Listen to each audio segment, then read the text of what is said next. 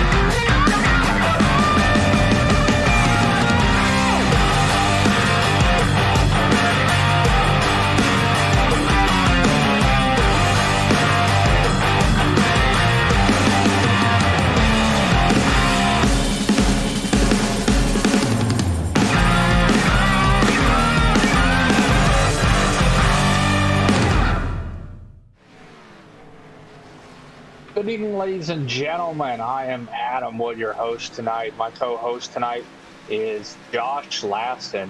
We're at Homestead Miami Speedway in the Fuel Racing League. How you doing tonight, Josh? I'm doing great, taking a day off because I'll be the first to admit I hate this track. I don't know what you hate, man. This is one of the most beautiful tracks, and that's why it was NASCAR's home for the finales for a long time. It's a great track. I don't understand why you're such love and hate relationship with this. You know what? It's not the track. I just honestly, I've had great races here. I've had a lot of fun here, but there's just a few peculiarities that just really don't agree with me. The entry into turn 3, it's a little bit rough. There's some jumps that your car may do to where if you don't hit it right, it's going to put your car into the wall and ruin your night. I love it. Like each car manufacturer we come to, or not manufacturer, but car series we come to, the Xfinity series, the ARCA series, the Truck series, the Cup series, they all have a different way of driving this track. Like I know I've gotten at least one win here in the Truck series. I finished pretty good on all the other series, so I really love this track. It's high speed, but you also have to worry about tire control and ensuring that you don't wear out your tires too soon, because if a long run hits, you're going to be SOL, and you won't be able to keep up on a long run. Well, and let's kind of give a little bit of background on this track. It's one of the 1.5 mile tracks that NASCAR has possibly too many of, but this one's unique. It's a full length, it's an actual oval, it's not a tri-oval, and it has variable banking, but the one thing we have to keep in mind is we are in Miami, and the track temperature is going to skyrocket through this race. And that plays into the driver's hand, like the true driver. They like slick tracks. I mean, I love slick tracks. You give me a little bit slicker track, you're gonna have to manage the throttle a lot more than other tracks, and that also comes into play. Like I said, tire wear. This track is known for tire wear races, and you got to be conservative to start out with. Everybody wants to dive down to start off with, but that's not the actual way to do it. You need to relax and kind of enjoy your time and catch them around lap 15 and start charging at that point. Well, and talking to a few drivers earlier, we are going to be looking at about 60 laps for a fuel stint, but tires are going to be mandatory well before that point. Yeah, you're going to see people shortcutting. Yeah, you can get the 60 laps, so that's 125, but I would say you're still not going to finish it unless there's a couple of cautions there. If this thing goes green till the end, you're not going to be able to do it in one stop. You're going to have to do it in at least 2 stops. So that would put you in probably about lap 45, 50 each stint, and at the max that you would want to run. And that would kind of give you equals playing field all the way around. Well, as we're sitting, we are 2.5 minutes into the 10-minute open qualifying. Right now, Cameron Hearn, who was the leader in practice, is currently our leader in qualifying. Yeah. Cameron Hearn, we saw him last week at Daytona, where he backed out of it. He was the more conservative driver throughout the field. On restarts, he would dip back and try to avoid the big one, which he did.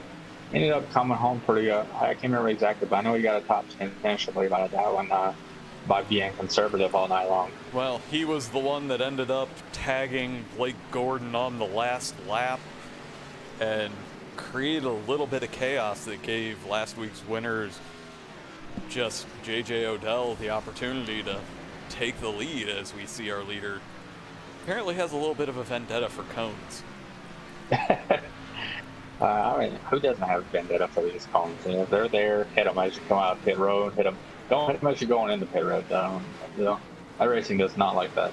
No, they definitely don't, and there's penalties that are given. As right now, apparently, according to iRacing, the most exciting thing is Nick Adams, and of course we go on him, and it's him sliding through a turn. He'll love that we got to catch that one. I mean, we get to see this waste management car looking very clean tonight. Well, they are definitely going to have to come and clean that one up for us a little bit, because that definitely created a little bit on the track to dirty it up. Yeah. So I like this open qualifying. I think there was a vote against it, I believe, but I'm glad to see they put it back. You know, it's hit or miss. I mean, some people like that single car qualifying where you get out there and you just run your 2 laps, and that's all you get.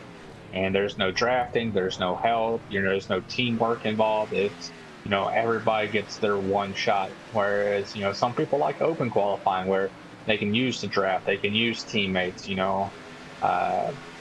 especially at plate racing. I mean, you get out there at plate racing, you use all your team and maybe a Formula Alliance. So now you have a 6-8 car tandem there and try to push for that fastest lap.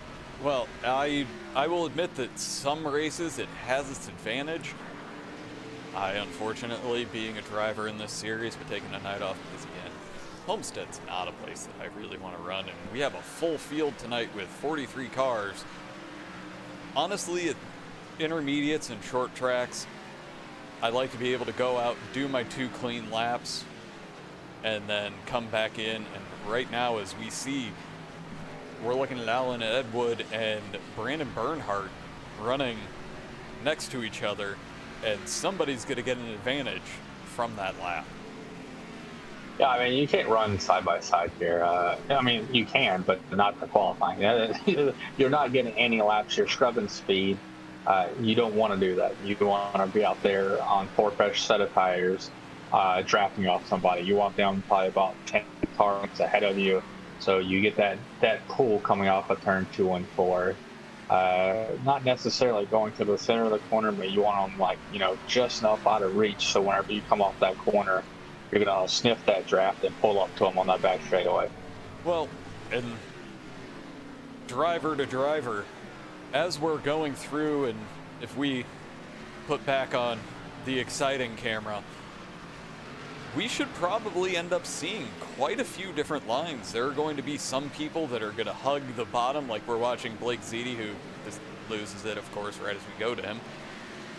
And we're seeing some guys that are hugging that top wall. I was talking with Nick Adams, and he felt that hugging the wall was the right path around this track. I mean, it's your varying strategies. I mean, some people can save tires on the bottom by throttle management. Some people can do it by, really coasting into the corner and easing into it and running the outside rim. That's why I like Homestead. There's multiple different lines. You can run the top, middle, low line and make it work around this track. There's a lot of different options, especially with the new tire model or the track model. It's not really tire, more of the track model. It kind of allows for that. So each lane can have its own dynamic, and it's not, left up to a bottom groove track. Well, and again, one of the big things with Homestead is it does have the variable banking to where that low line isn't banked quite as much as that top groove. So it's going to make holding that top groove so much easier. And with how much time we've been seeing some of these guys putting time in the top, it's going to have a lot of rubber down, and in the end, it's going to make it fast. Yeah, I mean, you also have that, a little bit more middle line run where you run high end, hit the middle and arc it to the bottom and back off the corners. I mean, there's a lot of different ways, and it all depends on what type of traffic you're in. Top lane's going to be king when it comes to, I believe, restarts we're going to have tonight. You're going to get that, due to that progressive banking, you're able to get the runs on the outside built up the speed, even though the lower line runs shorter distance. Well, and with the length of these straightaways, that extra speed, as we're seeing a group of 4 go together, somebody got into the back of someone else and made the turn into the wall. And honestly, that's part of the reason why I'm not a huge fan of open qualifying, is too many people have ruined my qualifying by being faster than me and hitting me. Oh yeah, I mean, most definitely. Like, you can be driving down there, you're looking at your ticker, it's going green, it's going green, it's going green, and somebody does something dumb or accidental and just ruins that wonderful green lap. But at least you can blame it on somebody else and not yourself to some degree. I know I go out qualifying, smack the wall, or do something stupid and drop myself way back, and it gets a little annoying, and the only person I can blame is myself. Well, and that's what I like about it, is because I'm my own worst critic, and I know as we're watching this, we're seeing that beautiful target car of Blake Gordon, so anybody that saw his Taco Hell car last week, he's going to be a little bit confused. Everybody's going to be a little bit confused. But again, we're seeing another full track tonight, even though only 35 people have put in times. We see new this week, Carl Henderson, who was supposed to run last week but ultimately couldn't. He's not setting a time because I know he's here. We also have Joe Dinsmore, who fans of the other GFM leagues and the AOLL are going to be familiar with that name. He ran last night, ended up in 3rd. He's joining this league for the first time, but he is not doing all that grand. He's currently in 11th, as we're seeing guys go ahead, finish their hot laps, and hopefully we're going to see some people improve, but that is definitely not a guarantee. Oh yeah, I mean, it's 125 laps here at Homestead. A lot of time, patience going into it, and I know Joe personally, and he loves the long run car, and this track is made for it.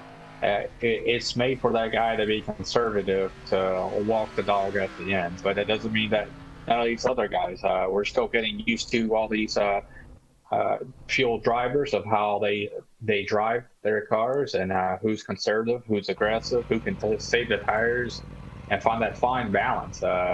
We saw Michael Stroll on Wednesday night in the AOLL Sportsman Series at Dover. I mean, that man saved so much tire. I know Blake Gordon asked him at one point after we made, I think, a lap 90-something caution, asked him how much was on his front right, and he was like 83. I look at mine, I'm like, oh, okay, mine's at 72. This guy's doing something else. I'm doing terrible at tire saving, and he's up there leading it, putting out the fastest laps of the race right now. So, these guys know how to do it. It's going to be a tire conservation race, so let's run through the field quickly here. Our pole sitter is Cameron Hearn, followed by Alan Elwood in 2nd, Shane Theron in 3rd, Justin Morton 4th, Michael Stroll 5th, Delonte Ballard in 6th, Brad Slaughter Jr. in 7th, Blake Gordon 8th, Riley Thompson 9th, Mike Thwaites in 10th, Hayden Pistorius in 11th, Joe Dinsmore in 12th, Tyler Hensley in 13th, Randy Bechtel in 14th, Davey Hendricks 15th, Danny Ware 16th, Eric Wineland 17th, 18th is Thomas Bressi. Let's go ahead and get 19th is Brendan Bernhardt. 20th is Gael Brooks. 21st is Cal Filarski. 22nd is Boomer Logan.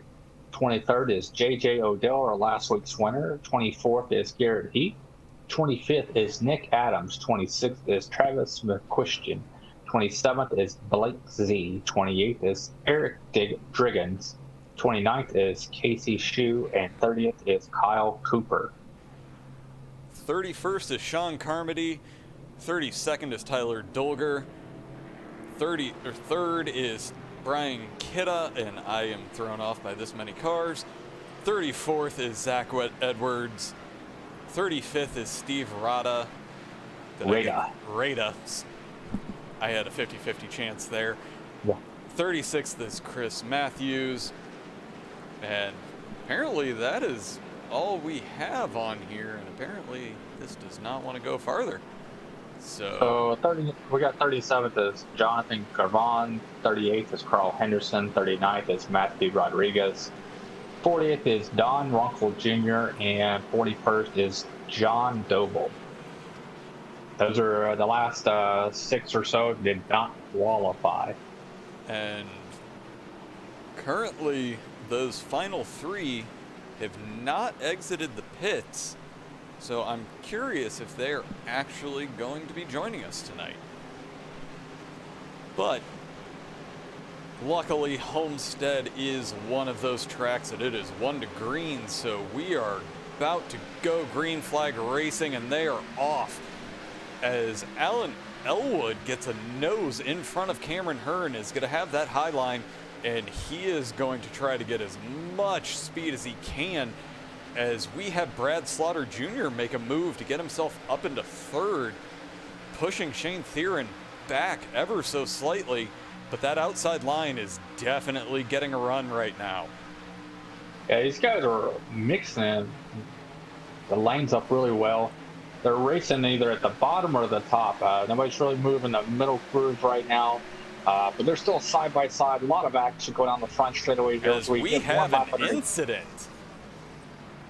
in the back, and it looks like it was Gareth Heath. Let's go ahead and see. No, that, yeah, this is, I didn't get an incident here, as, yeah, Gareth Heath just gets a little bit around and trying to find him here, as software didn't want to recognize that as an incident. So let's go ahead and get to the blimp and see what happens here. Oh, he just gets loose coming out of 4 and decides to collect quite a bit of the field. Yeah, that's it's not a great way to start the race, but the unfortunate thing is that's kind of what happens here at Homestead. So let's see what happens inside of the car. He just, you know, they're putting out so much speed right there, and it looks like the rear end just kind of whipped around on him. You know, it's all about throttle manipulation here, and it looks like, you know, he gunned it a little bit too much there coming out of the corner and just did not agree with them. So we have gotten ourselves 1 lap in, and we've already collected our first victim. It's definitely too early for pits, but with this league there are no fast repairs, so if there's damage, there's going to be a few people whose nights are over.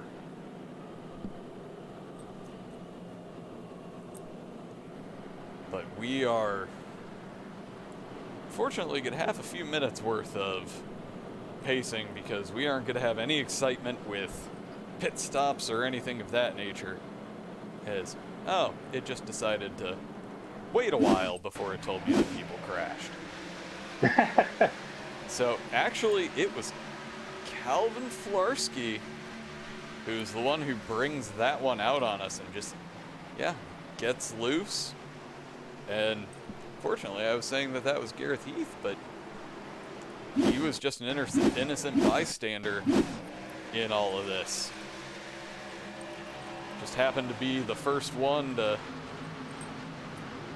really tag a wall hard, as last week's winner J.J. Odell was also collected in that, and fortunately almost had it. Almost had it. I mean, you see the chaos right there unfold. I mean, we got so many cars spreading down to that bottom. I mean, good thing this track, in this configuration has a wide apron at the bottom. It's not grass. They can run through it. So a lot of people were able to, miss that accident by dropping really low right there. But I mean, it's a lot of chaos ensued. Well, and as we have gotten ourselves back to side by side in 1 and 2, we're about to go green once again, and here's the hope that we can actually make it quite a few laps, as we do have a few cars that are struggling to get themselves back up. And as we look back at Boomer Logan, who is that trailing car who has no front end. That's going to hurt him a lot here. I mean, short track racing, intermediates, you need a front bumper, but the short tracks you don't. So, I mean, it's going to hurt him quite a bit not having that. If he can keep himself with the rest of the pack, it's not going to be all that terrible, but he gets any kind of space between him and the car in front of him, and he's gone as the pace car peels off, and we are racing. Cameron Hearn gets an amazing jump to get himself up in front, and he's getting a monster push from the 81 of Brad Slaughter. Those two being right next to one another should make it to where they can get themselves up onto the preferred line, get a nice wide run out of 2, and start to take themselves away from the rest of this pack. Yeah, these guys are running pretty hard. They're running side by side all the way back to 5th or 6th or so, and they are, giving each other plenty of room. The 38 gets a little wiggly right there coming off the turn. He was able to hold it. 21 kind of backs off, gives him a little bit of room to recover from it, so he's back up in where he should be. Outside lane, it's not making any progress. You can see the 5 car right there. It's just trying to stay on the outside, but man, look at him go on the outside. Yeah, that outside line, if you can get yourself up there and hold it, these guys that are running the low line, again, this track is not going to be cool, and it's going to be brutal on these good years. So those guys that are running that low line, getting all the way down to the white line, it's only going to be a few laps before they're going to have to slide up, and those guys that are taking the high groove, they're going to be at an advantage a lot later into this run. I mean, I was watching Alan Elwood right there, the number 5, while he was running it. I mean, he lets off the throttle so much sooner. I mean, 11 car Justin Morton almost smacked the back of him because he looked like he was trying to conserve him, because that's how you do it. You let off a little bit sooner, you coast in the corner, you don't burn up that front right tire. So it's a balancing act of not giving up too much speed, but also trying to ensure that front right tire does not get roasted. Well, and the guys we're looking at right now, Alan Elwood, Michael Stroll, they're hitting that first seam rather than dropping all the way down. That's going to be beneficial, but we're only 9 laps in. They've only got about 5 full-fledged laps on these tires. Honestly, we hit lap 15, lap 20, they are going to be faster than our leaders. Oh yeah, I mean, especially with this track that they got going on here. The number 11 sitting even another lane up than them, so he's sitting about 3 lanes up. So he's not giving up too much time, but RKN just a little bit less than them, less steering wheel input. So gotta see how this long run's gonna pay off for him. Well, as we see Delonta Ballard get a nice run going down on Brad Slaughter Jr., but again, that getting to take that high line, he may get the gap in the turn, but he has that extra speed, especially with that draft, as we're starting to see Shane Theron in second build a nice gap from this second group. As if we go and look at Cameron Hearn, who is just sailing off into the sunset right now. Yeah, he's got a pretty good gap right now in front of him, and that's what he likes to see because now he can, gauge how fast he needs to go up front compared to everybody else. He can run the middle high line. He can do whatever he needs to. He can let off when he needs to. He doesn't have to push the car as much as most people think you would up there if you're that far ahead. Well, and as a racer myself, if I can get myself a 1 second gap, especially in these cars, that's going to be the point that the draft is negligible and it's not going to help on a track like this. Daytona, yes, but definitely not at one of the intermediates. Now it's just going to be manage that gap and keep yourself in front with enough space to run your race, not kill the car, and just try to bring it home for as many green flag laps as we can get. Yeah, I mean, he's looking like he's dropping down to the bottom, almost to the bottom groove. He's almost at that last seam right there, and it's kind of where he's planting his tires, his left side tires, and he's drifting up. I mean, he's doing everything right, and as you can tell, I mean, he's leading the field. The field behind him is basically all single file, and like you were saying about the draft, by the time that draft becomes effective for the guy behind him, they're already heading back into another corner where they're having to drop down speeds just a little bit. So it's now negligible, like you said. I mean, he's getting more of a push from behind him than he is the draft in front of him. Well, and let me ask you this. Right now, it only took we didn't even finish the first lap before a yellow came out. Are you just trying to get as much out of these tires as you can, thinking that the next one's going to come? Or are you thinking long run right now? I would be thinking long run. Like that's a fluke incident. Everybody's kind of getting a rhythm.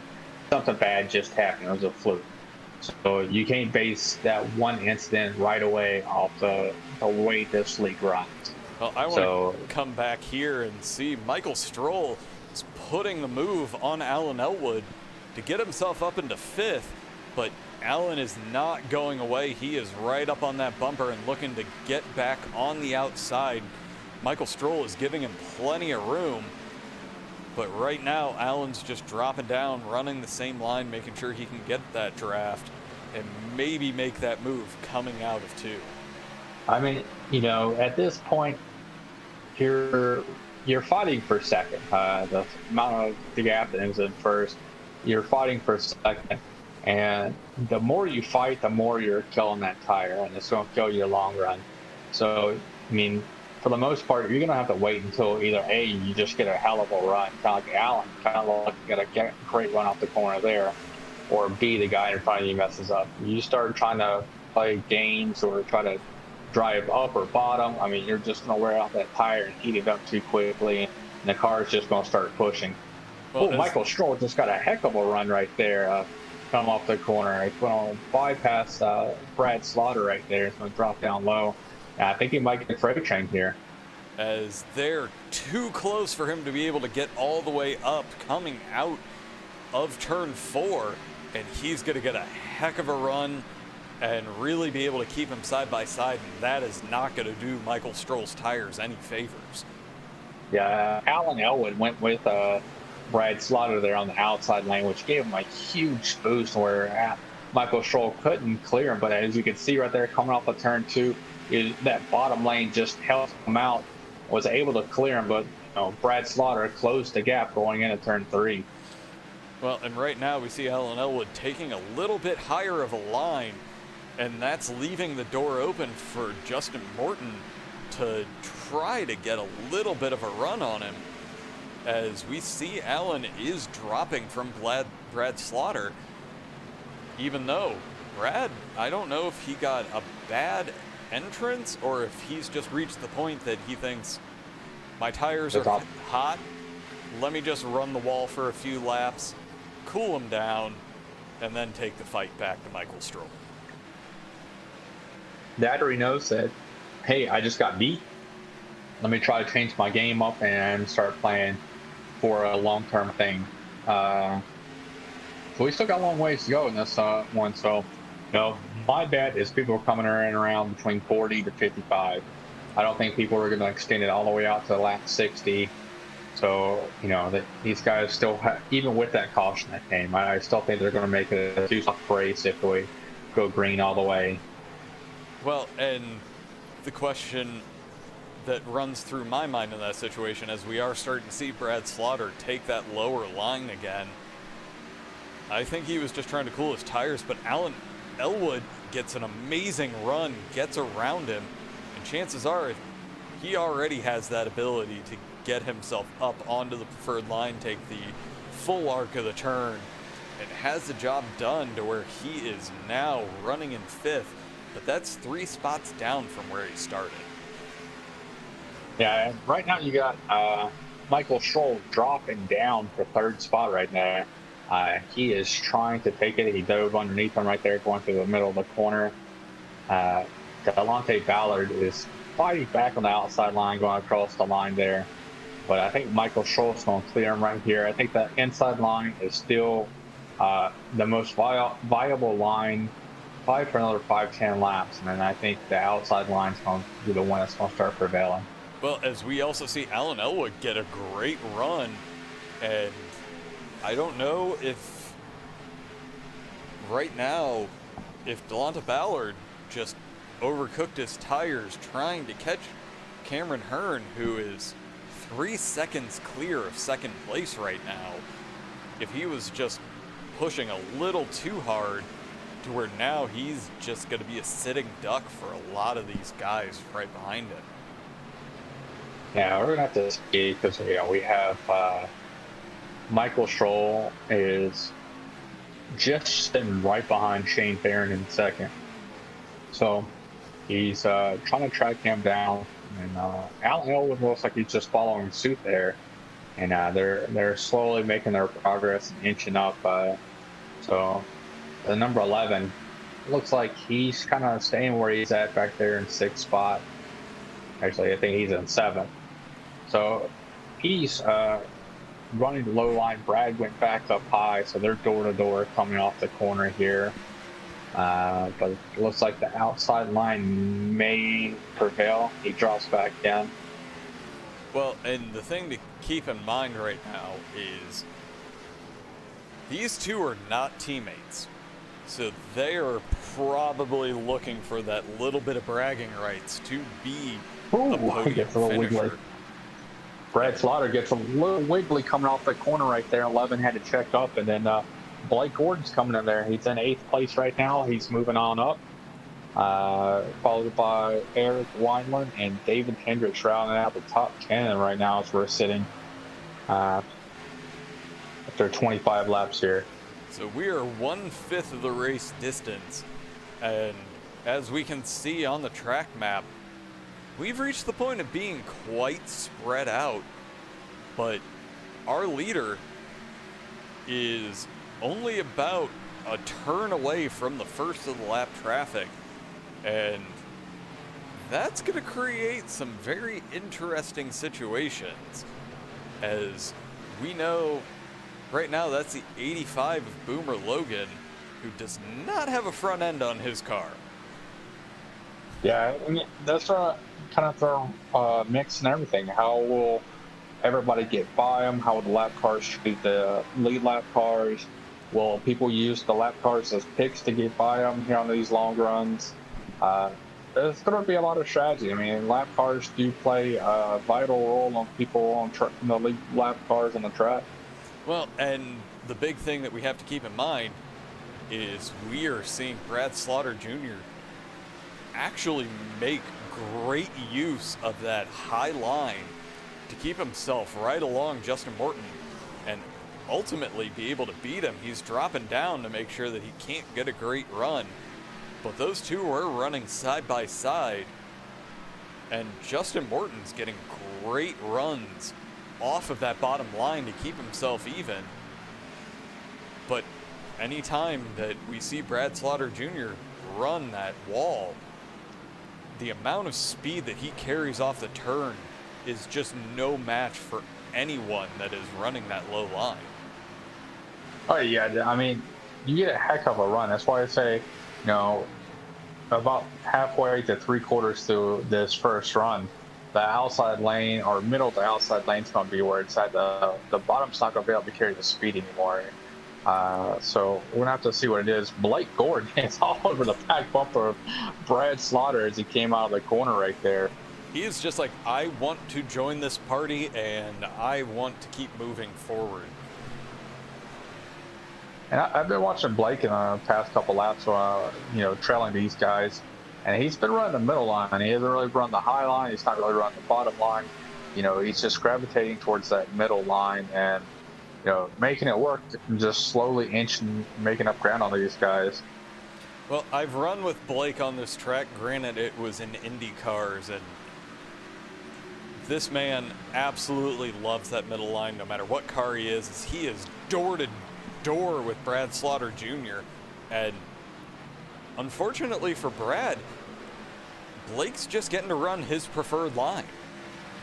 Yeah, and Brad's not able to come completely up, which takes away a couple miles an hour off of his speed on the exit, and that just allows Blake to continue to be able to stay door to door with him here going through the corners. I'm expecting that high line to do a little bit more work than what it is right now for Blake, but Brad's able to clear him every time coming off the corner, so he's able to stay in front of Blake Gordon. Well, in terms of tire age, we're only about 28 laps into these tires' wear, and you would think that we're going to start seeing some people not be able to hold that low line, even get down to that first seam and be able to get good runs. I was thinking that we were going to start seeing people move more towards the exact middle, but Blake is not giving up on this position. He really, really wants to get into 7th. I mean, closer you get there, I mean, he closed the door right there and had to slam on brakes in the middle of the corner from running in the back of Brad Slaughter. But I mean, every position you get, you're just hoping you can tick one off, and then when we make these green flag stops, that you can be more aggressive, sliding in the pit road, braking, and getting in and out of your pit box quicker than everybody else. And now, that will help eat up some of the gaps. And then, maybe short pitting before everybody else, but you got to be on that same window where you can make it on those 2 stops and kind of average it out where it's not too bad a one run compared to another one when you do the short pitting. Well, I want to take a quick jump into the back here, a little farther back to where Danny Ware has been on a tear, and I hate myself for saying that, but he has actually been making a great run at this point in the race, where I've been watching timing and scoring, and he has just been making moves, and he has moved up 2 spots since I started watching that. Is now he's battling with Tyler Hensley, who blinked out on me there for a moment. I want to update you on the Blake Gordon battle. So number 39, Randy Bechel, he just came up and he is making quick work of these guys. Well, that's one thing that you have to keep in mind, as Davey Hendricks is also trying to join this party. Watching 2 people battle, all you do is bide your time until one of them decides to go a little bit too high. You have that great run. If you can drop down and hold that low line, you're going to make a mess and probably anger everybody that's already battling, because they thought they were going to try to make that position to where Blake Gordon himself right now has Davey Hendricks actually in front of him, but Blake's going to get that good run, and right now Blake lost 2 positions from all of that battling. Yeah, I mean, you're working that hard to pass somebody. I mean, you're driving out of your preferred line, and these guys, have been saving up throughout this whole entire time. And, tire conservation, if you look in the back, I just saw I want to come here to where Tyler Hensley, Joe Dinsmore, and Gail Brooks. That's what I'm about to say. The blue car of Joe Dinsmore, Dragon Ball Z, he is making his way up. I look back just a few laps ago, he was sitting in 16th spot. Well, He's moved up. You said it at the beginning. He's a long run guy. To where he probably saved his tires to where right now he is doing an amazing job holding that low line. And Travis McQuiston, Quiston. That's what I was looking for. Sometimes I shouldn't read names because I'm dyslexic. I get that. But we're actually seeing Boomer Logan, the lap car with no front end, is playing a pick for some of these guys to where that just shook up this battle, giving Tyler Hensley the opportunity to really run in front. But there's Joe Dinsmore right behind him. And he's right behind the bumper. Oh, As we're also seeing Travis McQuiston get himself down below Joe Dinsmore, and we'll be able to see if he's able to make that move, and he gets it done on Joe Dinsmore, and that's also leaving the door open for Guile Brooks to get around it. Back up front. Alan Elwood has passed the second place of Shane Theron and has cut the lead down in half. And he is on a roll, and unfortunately, I think the biggest thing that we're seeing is in Cameron Hearn's just desire to build a massive gap. I'm willing to bet we're 40 laps in, those tires are hurt. Yeah, it looked like on that lap, Alan took a 1/10 of a second off that lap. So, I mean, he's coming. Like I said, he was, whenever he was sitting back in third and fourth, he was almost 3 to 4 seconds back. Well, and now he's 1.6 seconds back. Yeah, we look at the lap comparison. He's pulling at least a 1/10 on every lap as we are seeing coming in. He is making that. He's looking for that undercut. We're just under a third of the way through this race as we're watching him drop. But I think that's a brilliant move on his part. And Cameron came in the same time, so we got the leader in, the second place went in, 38.8 stayed out. So, I mean, you have to look at it, long run versus short run. Is this short pit's going to work? Be 40, 80, 120. So it kind of puts you almost at 3 equal stints at this point. Well, but they did have a caution on the first one. Well, but I do want to bring out that both of these guys are Virtual Racing Alliance guys that came in. So there was definitely coordination to where when they come back out, and they're coming back out, not even a lap down. I mean, when you start off in first here, or drop off in first and second, yeah, you have that ability to be able to do that. To where Alan gets out in front of our leaders, and we're going to be able to sit here and watch this as Alan did trigger. We're starting to see other cars come into the pits to where Zach Edwards has made his way in. Nick Adams has made his way in, and he is just Alan is making a tear through this pack. I mean, it's one of those things, so it's a double-edged sword. Do you want to push it? I mean, yes, you undercut it, you can take all these time off, but if you push your tires too hard now, once the guys do come in and pit, like we're seeing right now, the number 38, Shane Theron, once they all come in, you don't want to push your lap times too much to be, have the tires fall off dramatically by the time they get their first set of tires. Well, let's take a look right now as Alan Elwood is currently looking to see if he's capable of getting himself that full lap around. And I'm going to go on the blimp to make sure we can see everything here. Is he going to be able to take over effective first in this race by that one lap undercut? I'm a big fan of this. You've raced with me enough. I have a tendency to be that first person into the pits nearly every time. As long as you get enough fuel, man. Well, and right now we know let's not talk about Pocono. But right now, as we actually see somebody dive into and get a little bit squirrely, but once we cycle through all of the pit stops, he is going to be our leader. Well, we got the number 39, Randy Vettel. He's in the pit road. So far, we still got Michael Stroll, Gael Brooks, Joe Densmore, Eric Wineland, Davey Hendricks. Looks like Blake Gordon's in the pit road now. He's starting to fall back. Brendan Bernhardt's falling back.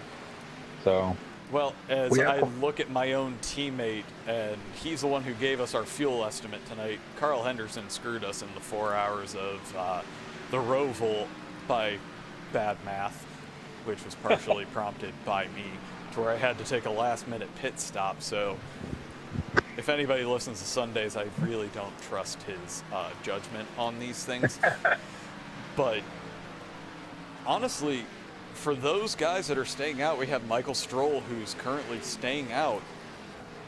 If we stay green, there's a chance that those first few laps under caution may have made it to where this could very much end up being a one-stopper. I mean, you just have to be a throttle management. I mean, you're saving so much time here near the end anyway, so you're having to lift a little bit more to hit that bottom apron to get it to work and rotate throughout the corner here on these old tires, because these Xfinity cars love to push whenever you get them on old tires. And they start to tighten up, and you have to really let off the throttle, let this thing rotate a little bit before you actually get back on it. So, to help offset that and to save fuel, you let off the gas a little bit early going in the corners. Hell, you might even try to clutch it, trying to go into the corners a little bit to save a little bit of fuel. They do that probably for the last 10 laps of the stint on this one, the last 10 laps of the next stint. And they could make up those 5 laps. Well, and the thing that really, you said it, that these cars tend to tighten up later in the run. It's one of the things about Homestead that kind of drives me insane is no matter how the setup is, it's going to be loose. So that setup tightening up, that's actually a bit of a godsend in these moments. Yeah, so right now we got Alan Elwood. I mean, he's on a tear. He's sitting about 21 seconds back from the leader. Now, I mean, he's probably, I'm not sure exactly how much of a difference per lap, but he's made it back up to 6th after this pit stop exchange. You still have, 4 other people in front, 3 other people in front of him. Cameron Hearn is also out in front of him as well. So actually, Cameron Hearn will be the, leader once this thing all cycles back out.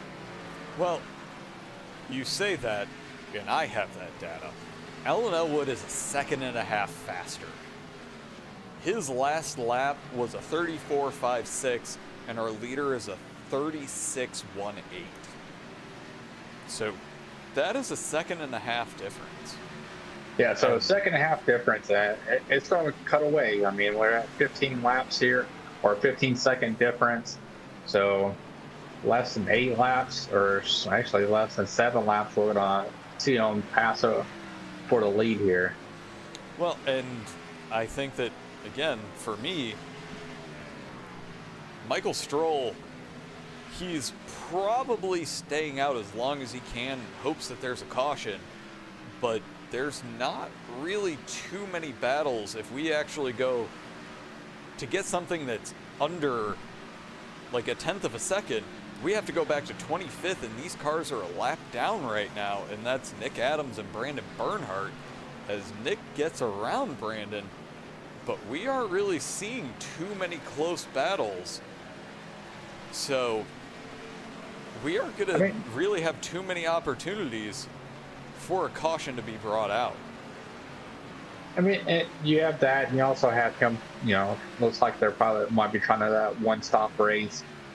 Sometimes that strategy works, sometimes it doesn't, depending on how smoothly the race works. And if he's still having to save fuel, I mean, that makes you even slower and really takes away from it. If he could go flat out for the whole entire time, it'd make a huge difference compared to having to save fuel. So we'll have to see how this pans out, since we're only on lap 56 of 120, or sorry, lap 54 of 125. Well, as I'm looking at timing and scoring, we have 39 cars that are actually running tonight, and right now, only the top 18 are on the lead lap. Correct, yeah, and first person on lap down is Casey Shue, and then number 4. So just gets it back. And so, while these guys were definitely thinking that it was not the worst idea to stay out and hope for the caution, everybody that went in for pits is slowly making their way up, as we see Sean Carmody unlapping himself right now. So up to 21st is making their way back onto the lead lap, as Michael Stroll is staying out. He does have a solid 6 seconds to second place right now. But the big thing is, let's look at this. Only first, second, and fifth have not pitted at this point in the top. Yep. I mean, these guys are going to have to run as fast as possible to try and keep that up. I mean, they're going to start dropping like flies. We got Cameron Hearn within 7 seconds now of the leader. So, I mean, he's clicking off about a second and a half on every single lap here. So we should see him in the next like 3 to 4 laps, maybe 5 at the most, if they run into some traffic, overtake them and take over the lead. But I mean, it still puts Michael Stroll still solidly in the top 5 at that point, probably for a good while, and until he has to pit. I mean, we're coming up on lap 57, so he needs to extend it out until probably we're going to have to say at least 65, 68 to make this one stop work.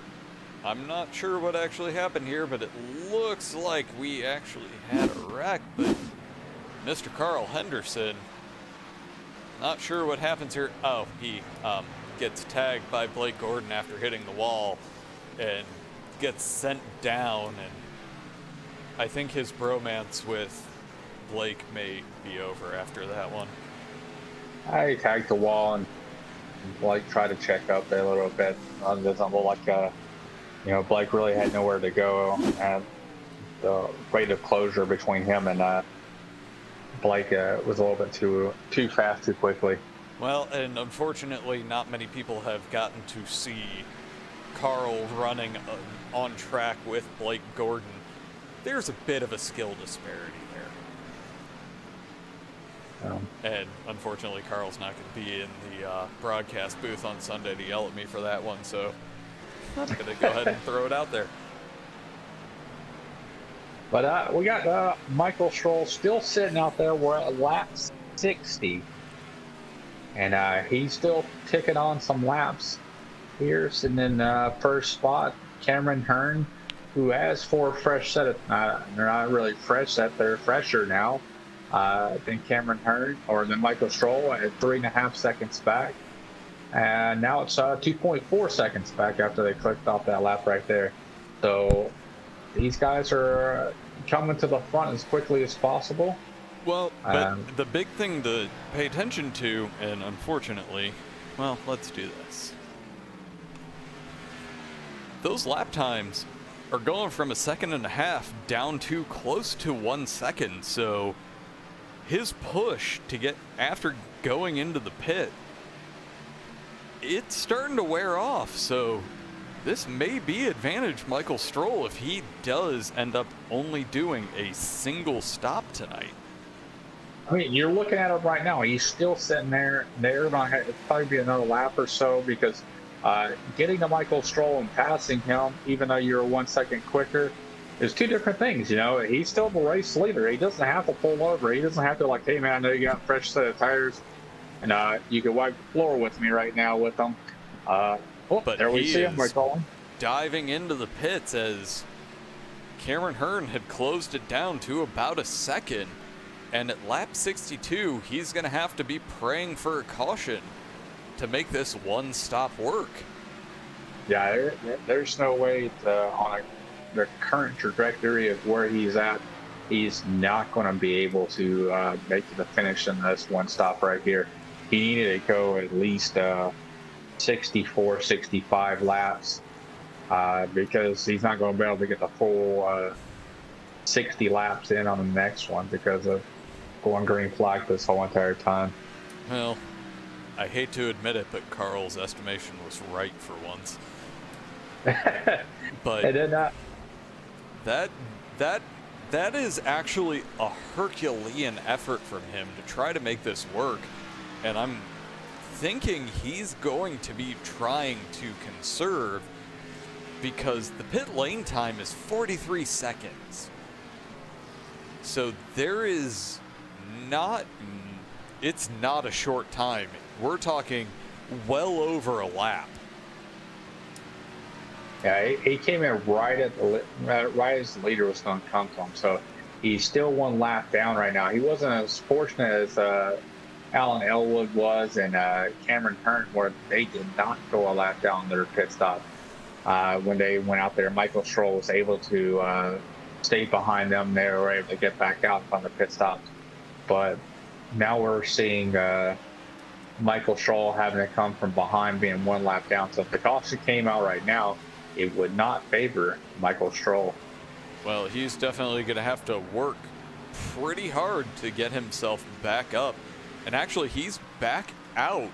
He's in 20th and on the lead lap. Oh, no, he's not. I was on the wrong person. Yeah, so right now, the next car in front of him, Blake Zeddy, is the next one a lap down in 20th. And he's about to pass him right now. And once he gets by him, he'll be the lucky dog. And a few cars up from that, that's where Cameron Hearn is, and he needs to unlap himself before a caution comes out. Well, I want to come back. This is a brilliant pack that is working on trying to get into 7th, as we're seeing Davey Hendricks, Travis McQuiston, and Thomas Baresi. These guys are really working hard, as we're starting to see, as we actually just had Davey Hendricks use that lap car as a pick, but Travis McQuiston and Thomas Baresi were fighting side by side, and now we're seeing Travis really trying to get up on the inside of Davey Hendricks, gets the job done, and I'm really curious what the stint difference is here, as these two are actually pitted on the same lap. So he is just that much faster, because that didn't seem like it took any effort. Yeah, well, I mean, there's some great battles. Nick Adams right now is getting passed on the high line. He's just up there. I think he's a lap down now, so he's letting these guys go by. But Thomas Baresi and the number 19 Danny Ware, they were having a good door-to-door battle right there for 10th, 9th, and 10th. These guys, all put on a great show, and that's a good thing. A neat thing about it here is you get like 2 or 3 lap difference of tires. I mean, that makes a little bit of a difference in the long run, depending off the person pushed it whenever they come off the pit road or not. You have 2 laps fresher tires and you didn't push it, and you wait till the end of that run to push it, you can clear some people really quickly, as you saw the last one. You had the number 28, Davey Hendricks. He was able to really come through the pack right there. Well, and here's the interesting thing is we see Brad Slaughter Jr., he's actually dropping back. He pitted on lap 39, and he's under pressure from Thomas Baresi, who was lap 42. And that's only 3 laps difference, and yet he's really just starting. He looks like he's struggling, and he was fighting at the lead earlier, and he's just starting to just fall. Yeah, I mean, some people have short run speed. That's the way they drive, and some people have long run speed, and it's hard to find that fine balance of where you can still be fast, but also very conservative, so you get that long run speed. I mean, yeah, not too many people out there can do that fine balance. We got to see if Cameron Hearn can do that, or will Alan Elwood? I think he's got a 4-second gap in between them. Will Alan be able to track him down like he did on last time, or will Cameron Hearn just stay out front and just continue to rock and roll with that huge gap? Well, we're just seeing this absolutely brilliant battle right now to where Thomas Baresi is holding everyone off, but Danny Ware and Randy Bechtel is just waiting for any kind of a mistake.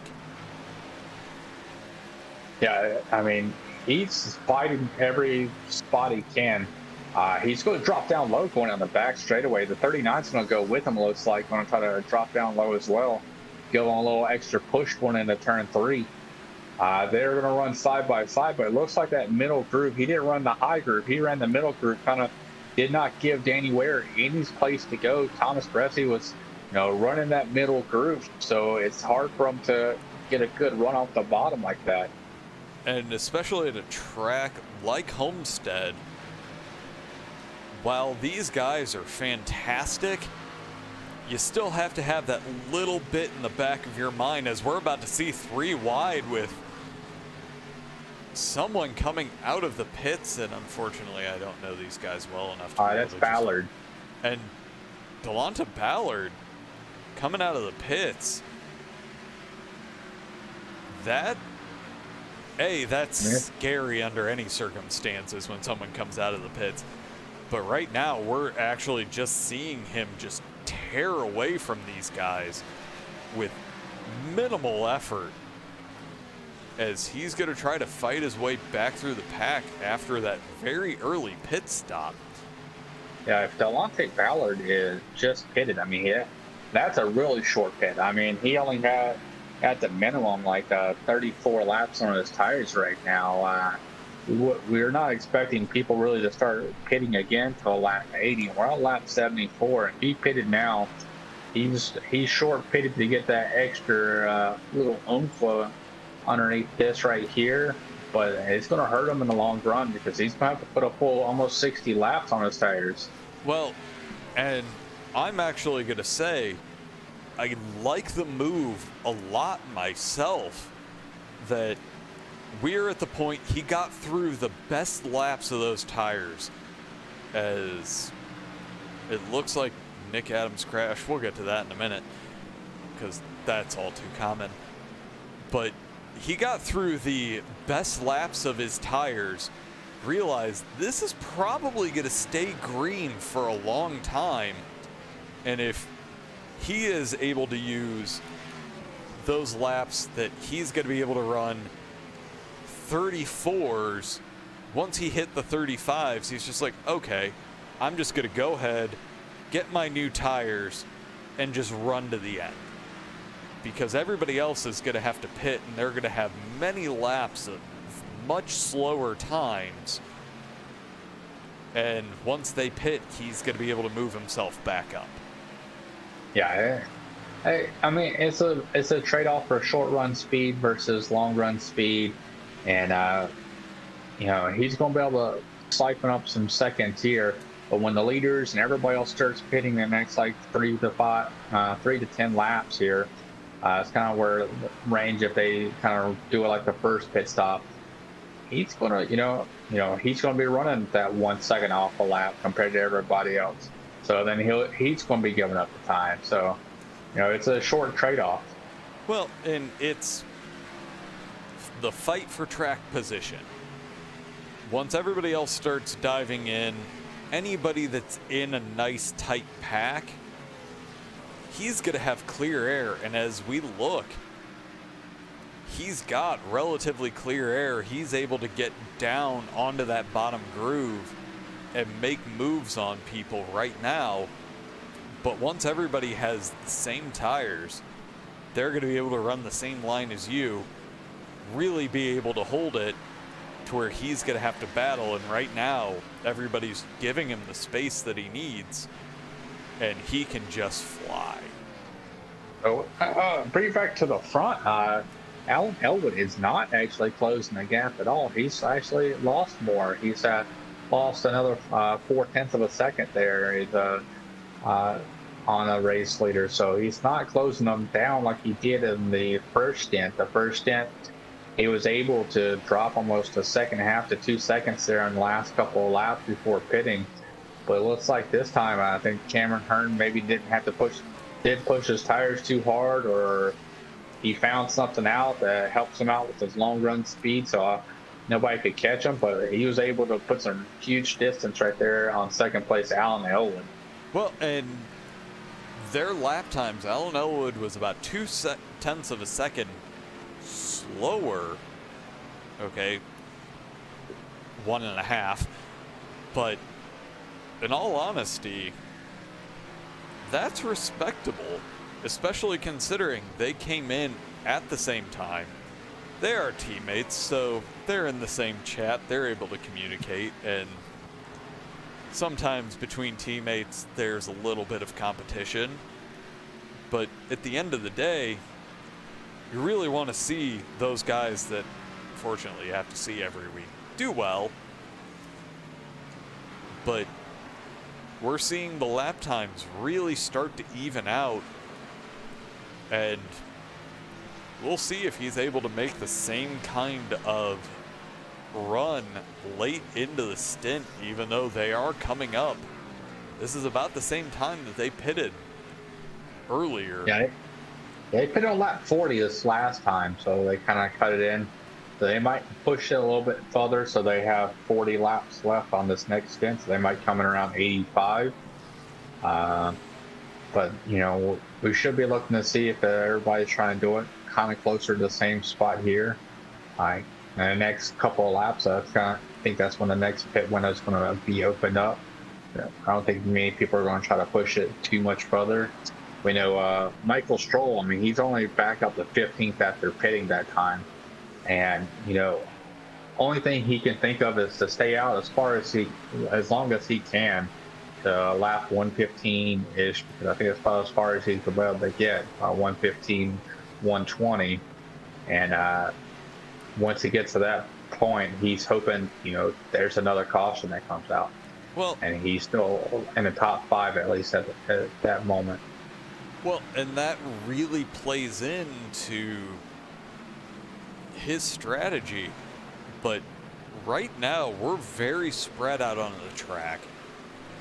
Granted, there are some very drastic pit strategy differences, but just about everybody, with the exception of a few, waited until at most lap 45. So we should start to see everyone come in, see a little bit of a shake-up.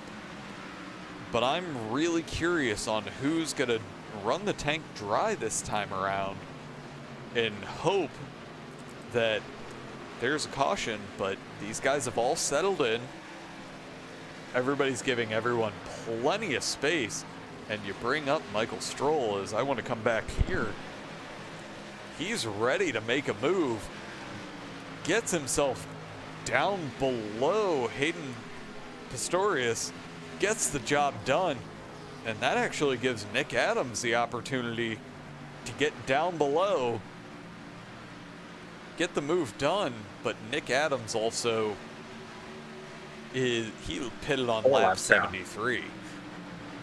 Yeah, he's 4 laps down right now. We got at least one taker right now. I see Blake Gordon's on pit road, just coming off right now. So he's the first one. Did, and as we see in a lot of these races, that's gonna probably trigger a waterfall, and we're gonna start to see a lot of people start coming in. And right now, we're, right as this pit cycle started, we were around 17, 18 people on the lead lap. So we're going to have to see how this all shakes out here, because Blake Gordon has dropped. Well, I think he was running around 13th or so before that. And now, as Tyler Hensley is the next taker, puts himself a lap down, And there's a chance that he's going to come out 2 laps down at this point. Yeah. You're looking at it, see if it is. We got the 21, Delonte Ballard.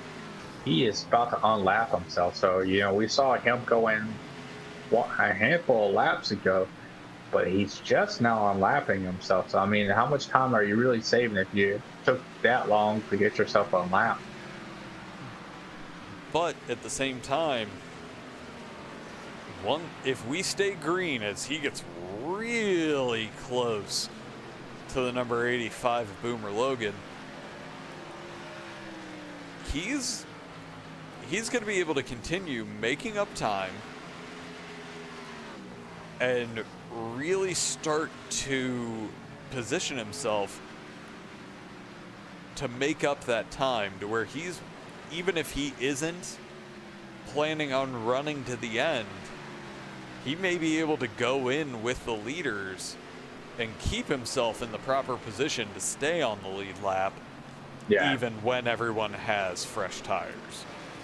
Yeah, we have Alan Elwood. He's a little bit further back now. He's about a 4.7 seconds here. So he's just continuing to drop off just ever so slightly from that first spot. So we're gonna have to see when are they gonna come in. I was thinking around the 85. We're about to cross the 90 mark. Ooh, Cameron goes sideways braking. He's coming in this lap. He was sideways coming off of turn 4 right there, trying to pit. Tyler Douglas going to come in on this lap as well. As we're seeing, the battle for third is actually heating up. Justin Morton and Shane Theron, well, this is battle for second right now. But these guys, as we have hit lap 90 of 125, they're fighting hard on some seriously old tires. Yeah, it's got about 35 lap stint, probably 34 laps stint here for this last one. We're at 47 for these guys right now. As I say that, Shane dives into the pits, and if you're wanting to keep that position, we've seen the undercut be absolutely amazing, and you've got to come in and react. I mean, how long is Alan going to stay out there? I mean, there's no other time for him to catch up. Staying out there even longer right now. Looks like he may have actually given the wall a little bit of a handshake there, because that is just opening the door for the 66 to get up next to him and around. Granted, again, older tires going up against the new tires, but that's still a mistake that you don't want to see, especially when you're running as the leader, as he does make the dive into the pits. Gets himself slowed down quite nicely, but we're going to have to see. Michael Stroll, we've already seen him do 61 laps. Is he just going to hold and wait until the tank's dry?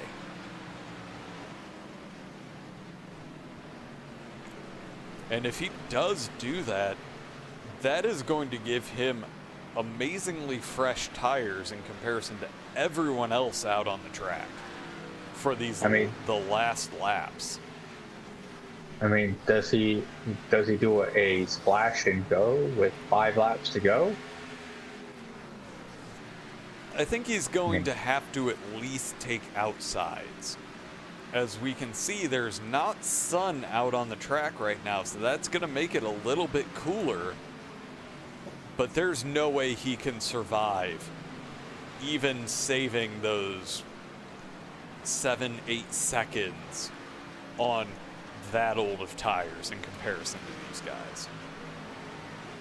Yeah, he's going to have to do a lot of things. I mean, the race is going to have to fall in his hands. I mean, he can run out front for almost the next 30, 40 laps, most likely, but he's not going to, closer towards the end here, as we saw him last time, and kind of keep the lead or top 5.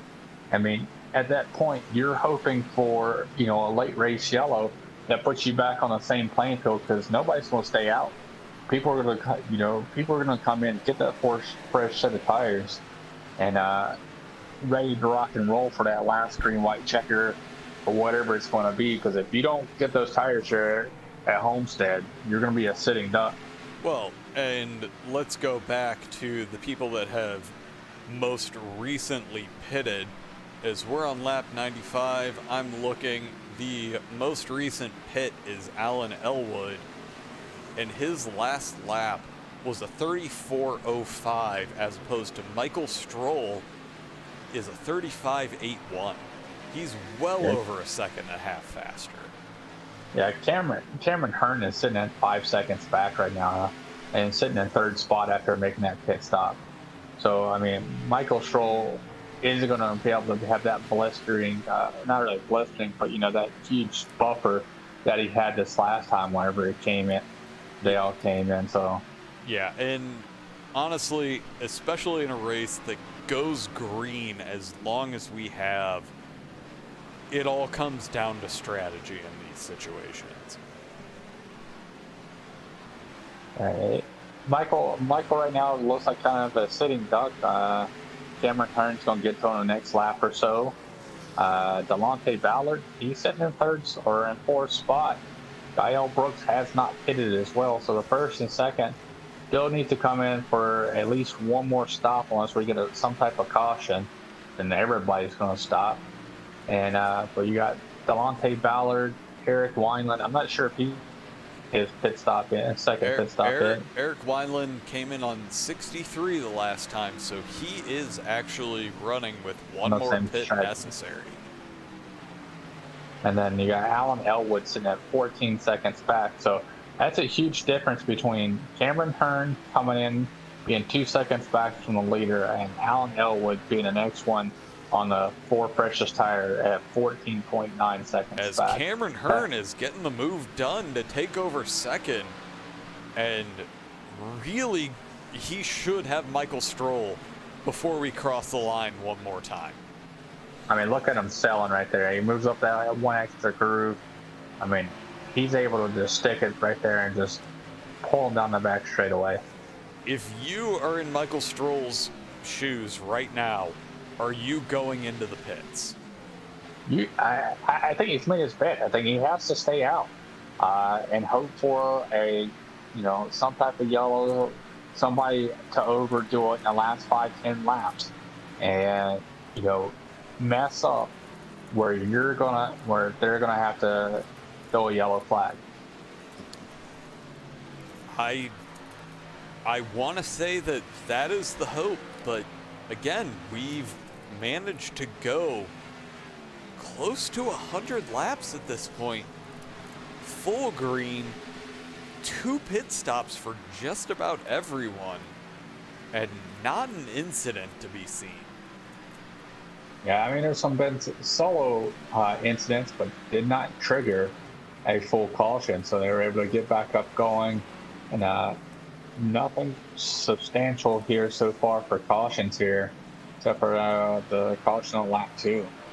Well, and that's going to be the story that we have as want to move a little farther back, as Tyler Hensley is trying to defend his 14th position against Randy Bechtel.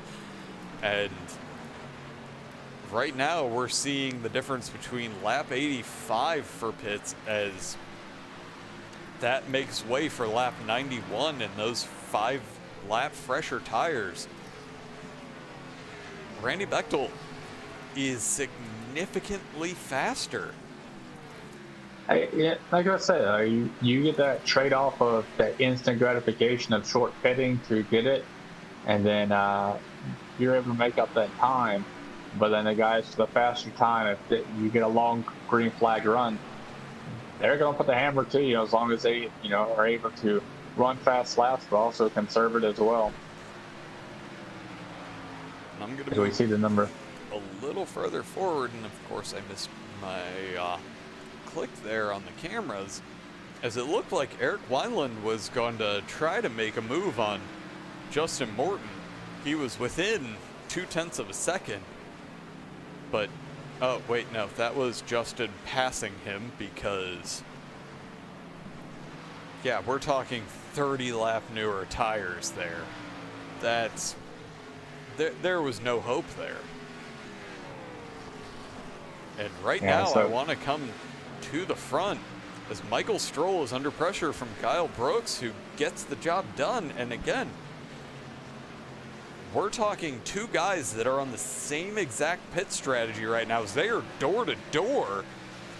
As Michael Stroll gets the great run coming out of 2 to hold the position. And these guys, they're not, Michael Stroll is not wanting to give up that second position to someone that is running on the same age of tires. Apparently he's done an amazing job in comparison of conserving, but with 21 laps to go, it's going to come down to, did he conserve enough to really keep himself up? I would even say in the top 10 at this point. I mean, you gotta look. I mean, we got 19 people on the lead lap right now, and there's 34 seconds. You're claiming there's 40-second pit stops are happening right now. Time spent on pit road. If he does right sides only, he only knocks out 7-8 seconds off of it. He's sitting at every lap he goes back even further away from the leader. He's gonna go a lap down if he has to pit, no matter what, and he's going to finish between 17th to 21st.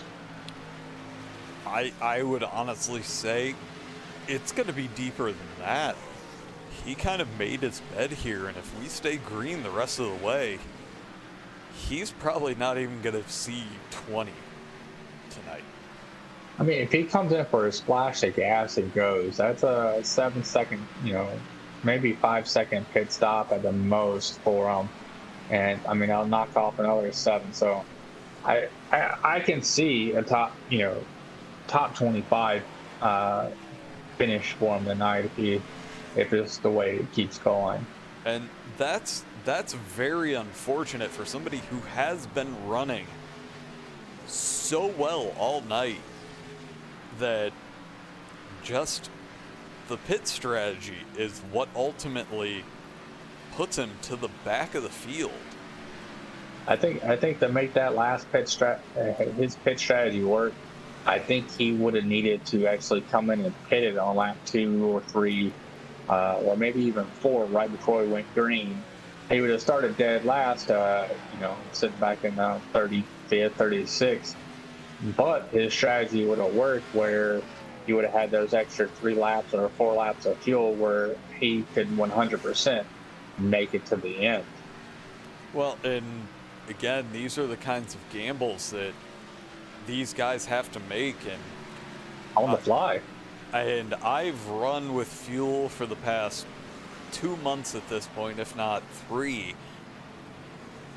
I'll be the first to admit, it's a gamble if we're going to have a race like tonight that it's basically going to be green the whole way, or we're going to see a race that cautions breed cautions. So I don't blame him for this strategy. Homestead is notoriously difficult for keeping traction out of 2 and 4. But these guys came tonight prepared and 100% ready to give their best, and it's showing.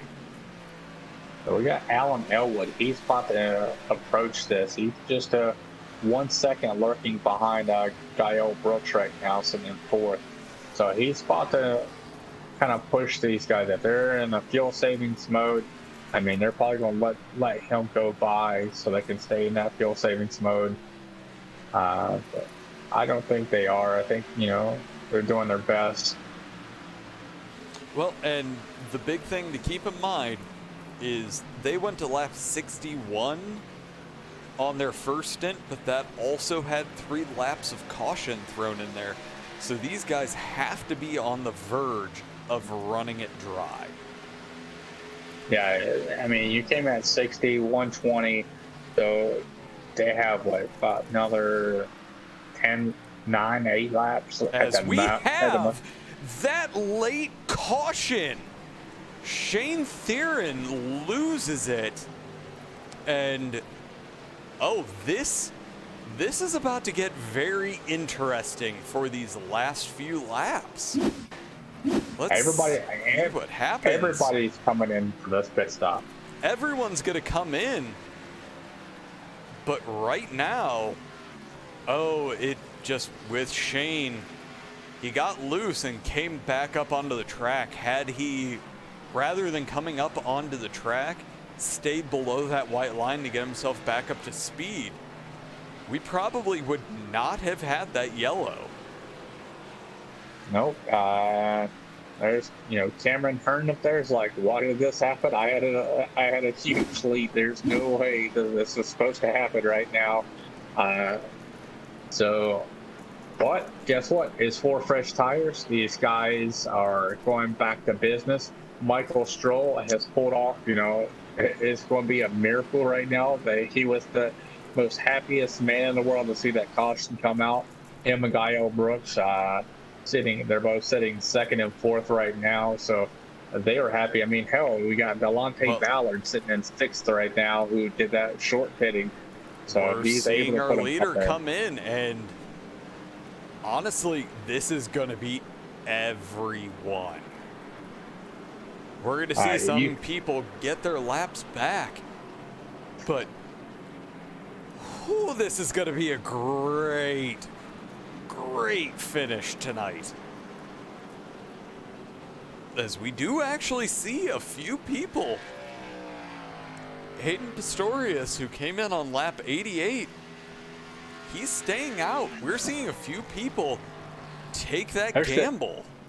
They're sitting bucks. I mean, we have quite a few handful of laps to go. If it was a green white checker, you might can pull off not pitting and risking that gamble to make it work. But when you have this many laps left, it's not going to work out for them. They're going to get their dusted. You see how quickly these guys are able to pass them on old tires versus new tires. Honestly, we see Hayden, who stayed out. We're seeing all of our leaders manage to get themselves back out in front. So this... I wonder if we're going to get wave around cars. We should, because there is the lucky dog with this group, and if I remember correctly, the person that was sitting in the lucky dog position was Joe Dinsmore, who we'll see here in a second. Looks like he was staying out, but this, as much as I may have been questioning Michael Stroll's strategy, he just had his entire race saved. This is gonna be. You sometimes you throw up a Hail Mary like he did, and it worked out in his favor.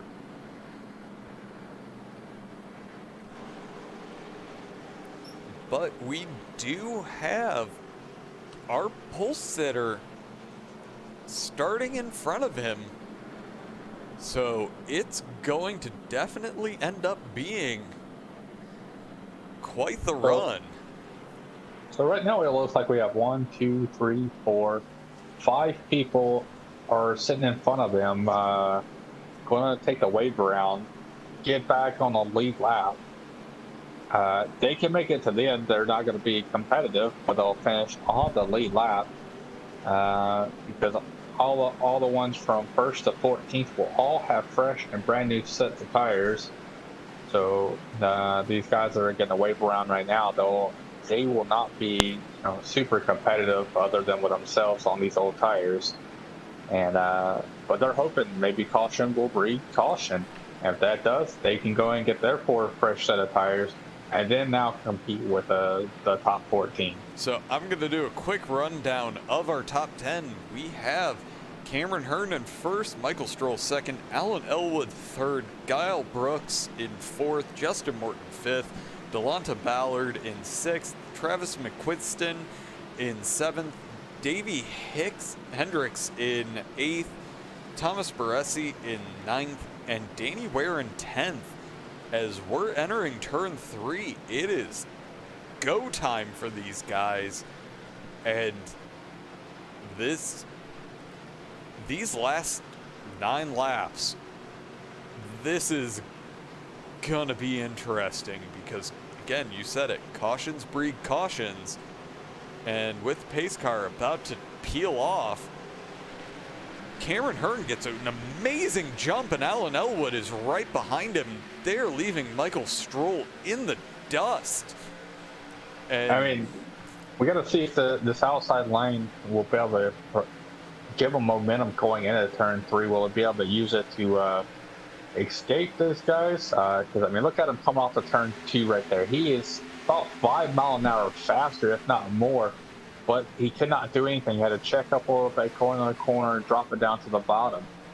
As Justin Morton is taking Guile Brooks, he's taking that inside line. But Guile Brooks has an amazing run on the outside. He is dropping down as Alan Elwood is looking to get himself up in front of Michael Stroll. And While they're doing that. And this is just great racing right now. Justin Morton is on the outside while they're battling, wants to try to squeeze by, but that left the door open for Guile Brooks from the 71 and DeWalt. He's now door to door with Justin Morton coming off the turn 4 as they cross the line. If that was the final lap, Justin would have squeezed him off by just a nose. Michael Stroll and Alan Elwood are door to door right now, going to middle turn 2. So you got the second and third, fourth and fifth, all battling hard. And look who's happy as they got the happiest man on the track, Cameron Hearn. Seeing these guys run side by side for second and third and fourth and fifth right now. Well, and we saw earlier in the race at the very beginning, he just took off and just put a 3-second gap in front of everyone. And he's doing the same thing right now as we have 6 to go. This battle for third and fourth is... Guile Brooks hits the white line in the middle of 1 and 2 right there. Gets a loose. Justin Morton had to check up a little bit so he wouldn't get into him. Lost some ground right there. But that let the number 93 of Travis McQuiston to catch up to him. And now he's into the battle. Davey Hicks is right there in the number 28 in the M&Ms. He's coming into the battle, so this isn't over. No, this is going to be a lot of fighting. As in the corner of the picture, we saw Alan Elwood. He's just looking for any inch he can get on Michael Stroll right now. And they want that second step on the podium tonight. Yeah, they're battling hard. I mean, he drove deep into that corner, closed the gap, but there's nothing that they can do to get by him. I mean, with these 4 fresh tires, it's that low groove's king. You see Guile Brooks right now stuff it down low. He couldn't hit the white line. He's running that 1 groove up. He was able to slow it down. He grabs it. They're running door to door, coming down the back straightaway. Alan Elwood's got a little bit more momentum coming down in turn 3. Let's see if Guile Brooks will be able to use that low line to his advantage. Oh, he's gonna... No, I thought he was going to be able to get completely clear of Alan Elwood, but he is making that middle groove work brilliantly as we are 3 laps to go, and these guys are going to keep battling for that final step on the podium. That number 71 of Guile Brooks, he is driving hard. He's going to clear him coming out of turn 2.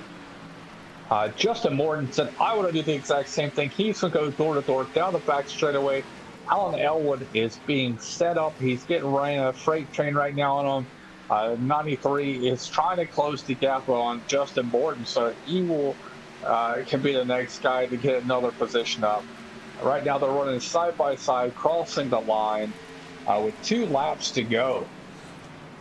No, these guys, there is no denying that this battle for fourth right now is actually holding up a large pack to where Travis McQuiston and Davey Hendricks, they're just waiting. And they're hoping that eventually Allen may actually end up relinquishing, but he is not going away for fourth. No, he's holding on that high line as much as possible. He's dropping down low, just giving him barely a half a car length to a car length room, so he can't, number 11 can't run up all the way and get that huge exit, which would help him out. Then number 28, Davey Hendricks, jumps down below the number 93 of Travis McQuiston and they're going to try to do a 3-car battle off of 4 on this final lap coming to the line. Travis McQuiston's going to take over for 5th of Alan Elwood. Alan hits the wall right after they finish. Hey, at that point, you don't need that arrow. That's exactly what you want to do, but unfortunately, that ended up dropping him into 6th. And whew, this was the finish that, I'll be honest, I was not envisioning. But Cameron Hearn takes the win in race 2, and it looks like he's ready to burn those Goodyears to the ground, slides across. He's ready to put on a show. That was a brilliant drive from him. He wanted to just go ahead and pull away, but that late caution made it to where he had to sweat a little bit. I mean, the man did it all tonight. He was the fastest in practice, fastest in open qualifying, and led almost every lap that, while he was in his pit cycle. He was the cream of the crop tonight. He rose to the top, and he wins in great fashion. He is burning it down. So let's go ahead and run through the field quickly here. And, of course, I always forget to do that. Our winner tonight is Cameron Hearn. 2nd was Michael Stroll on a brilliant strategy that almost didn't work. Kyle Brooks in 3rd on the same strategy. Justin Morton in 4th. Travis McQuiston in 5th. Alan Elwood 6th. Davey Hendricks 7th. Delonta Ballard in 8th. Shane Theron in 9th. Danny Ware 10th. Eric Wineland in 11th. Thomas Baresi in 12th. 13th was Hayden Pistorius. 14th was Joe Dinsmore. 15th Casey Shue. 16th Matthew Rodriguez. 17th Tyler Hensley. 18th Brad Slaughter. We got in 19th, we got Sean Carmody. 20th is Tyler Douglas, then it's Randy Bechel, then Blake Gordon, Brandon Bernhardt, Christopher Matthews is in 24th, Kyle Cooper's in 25th, Brian Keita's in 26th, Blake Ziti, the Pasta Man, comes home 27th, Jonathan Garvan is 28th, Zach Edwards 29th, Carl Henderson comes home top 30, Steve Rada is the 31st, Kyle Pilarski is in 32nd, Nick Adams in 33rd, Boomer Logan is 34th, Eric Driggins 35th, Riley Thompson is 36th, Michael Thwaites is 37th, JJ Odell, last week's winner, checks out in 38th, Garrett Heath is in 39th, Don Ronco Jr. and John Robles did not start the race. All right, let's go ahead and bring up our winner, Cameron Hearn. Hey, Cameron, this is Josh and Adam in the booth. You got a copy? Yeah, I got you.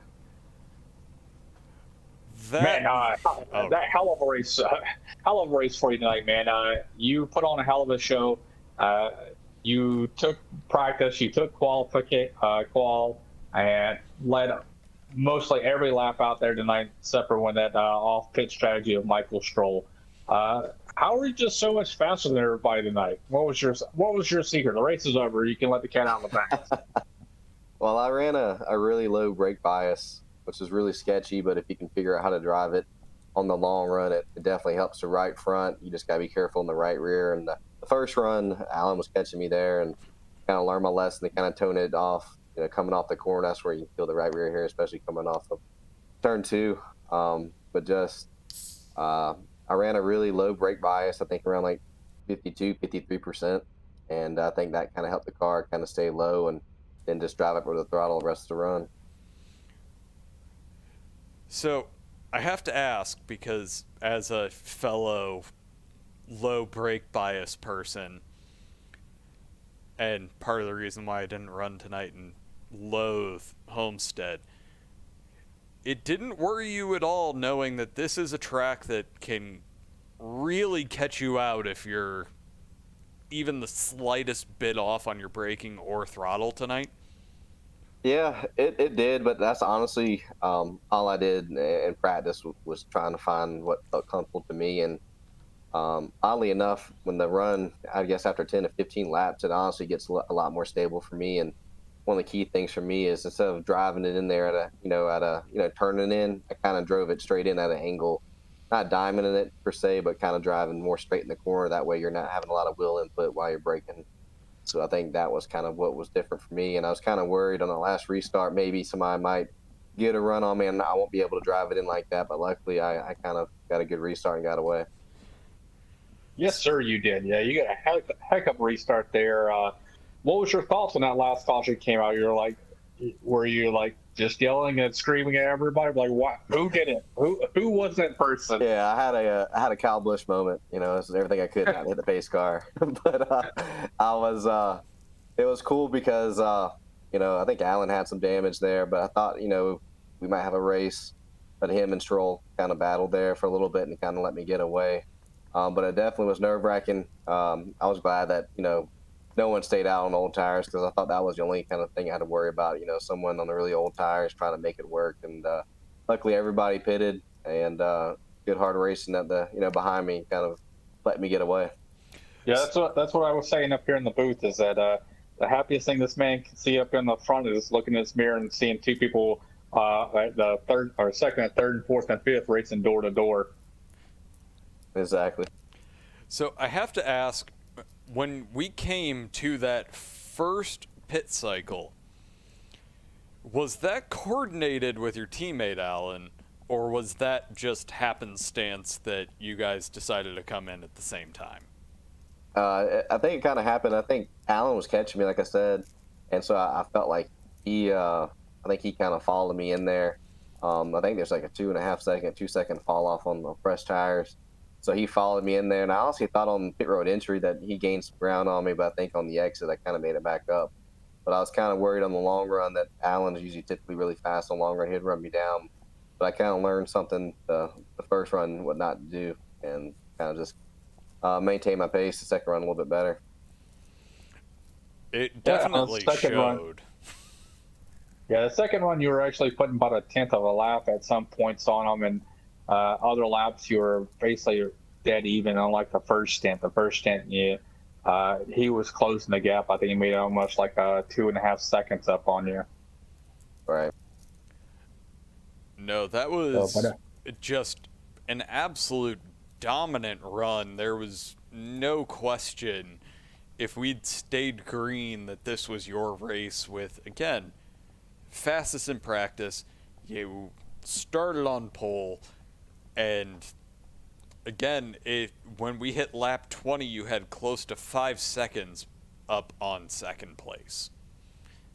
Yeah, I was, it kind of runs through your head, am I too far out here? They're going to come roaring back. And luckily, Alan made up some pace on me, but I think that was about it. Everybody else kind of maintained. Definitely, there's a lot of fast guys in this league, so be able to win like this and be out front a lot definitely is a great confidence builder. We got a road course come up next week, so that's going to be a learning curve for me. But a win in this league's hard to come by, and being able to be out front so much with my awesome teammates, the VRA guys behind me, and all the other fast guys in this league definitely means something. So it's just an awesome feeling. So what you're telling me is not to expect to talk to you next week? if you talk to me, I might be brought to the booth because my day ended early. So it's just I don't even have the track. I'm a decent road course racer, but showing up first time at the track with these cars definitely going to be exciting. Hopefully they put some kind of I won't say caution in there, but some kind of reset. I think that'd be pretty cool. But I guess we'll find out. I was gonna say competition cautions can be helpful, but also nerve-wracking because as a road course racer, and Adam will argue with me every day that he's probably better than me at road courses, I don't like restarts on road courses. That first turn is always chaos. Only way I like restarts on it is if I'm doing poorly. I'm like, let's reshuffle. I figured something out. Let me get back up there. But other than that, no.